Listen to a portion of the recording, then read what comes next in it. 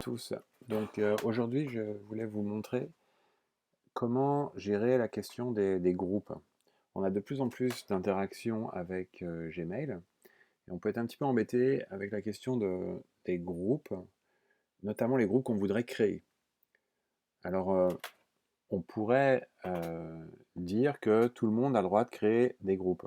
Donc, ça se passerait là. Et disons que les centaines de personnes qui sont dans la suite ND2Z pourrait créer des groupes. Le problème, si on fait ça, c'est que lorsque les gens qui n'ont rien à voir avec ces groupes vont vouloir composer un message, alors il y aura les groupes de tous les projets, de tous les sous-groupes qui peuvent exister, et il y en aurait beaucoup trop, on s'y perdrait, et il y aurait des erreurs de destinataire, forcément, ça serait le bazar.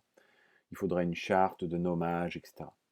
Mais il y a une autre astuce qui va vous permettre de gagner du temps dans la gestion justement de projets qui concernent un certain groupe de personnes, qu'ils soient enseignants, peu importe, élèves.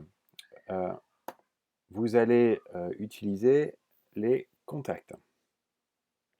Euh, En fait, tous les utilisateurs de la suite sont là. Et la façon dont ça va marcher, c'est que vous allez créer un libellé. Là, c'est une adresse toute neuve, l'adresse des RUPN qui vient d'être lancée. Donc, il n'y a pas de libellé ou de contact, mais l'idée, c'est de créer un libellé.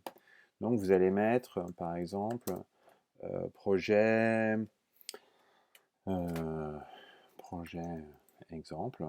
Ça pourrait être un voyage, par exemple, ou n'importe quel projet, ou un groupe de classe que vous avez pour un certain temps.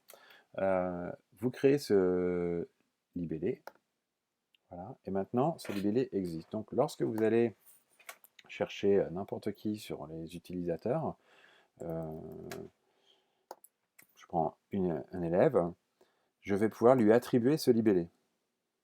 D'accord? Voilà. Donc le libellé est attribué. Vous pouvez prendre, je prends des élèves là qui me viennent par exemple, tac, voilà. Et donc vous allez chercher le contact, rajouter le libellé, et lorsque vous avez besoin de voir qui est dans ce libellé, vous allez retrouver les adresses. D'accord? Et ça, c'est reconnu partout sur la suite Google. Donc, ça signifie que la prochaine fois que vous avez besoin d'écrire un mail à toutes ces personnes, donc ça peut être une classe entière, hein, ça peut être, voilà, vous allez tout simplement, quand vous allez composer votre message, ce groupe il existe, et donc toutes les adresses vont se mettre automatiquement. D'accord? Donc ça ne veut pas dire que les gens qui vont recevoir, c'est pour votre organisation. Ça veut dire que vous pouvez facilement les retrouver. Ça ne veut pas dire que les gens qui vont recevoir ce mail vont connaître le nom de ce libellé. Mais bon, ils pourront faire répondre à tous. Et c'est surtout pour votre organisation. La manière simple de créer un petit groupe qui vous est confidentiel, entre guillemets. Donc tous les autres utilisateurs de la suite ne verront pas la création de ce groupe. Mais c'est pratique, hein, notamment pour les profs référents par exemple, ou pour lorsqu'on a un projet en cours, on peut mettre toutes les adresses, les regrouper sur un seul libellé et les attribuer à ces personnes. Ça va permettre de leur écrire très facilement.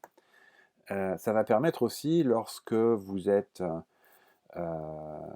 sous... Alors non, il a mon ancienne... lorsque vous êtes dans votre Drive et que vous créez un dossier,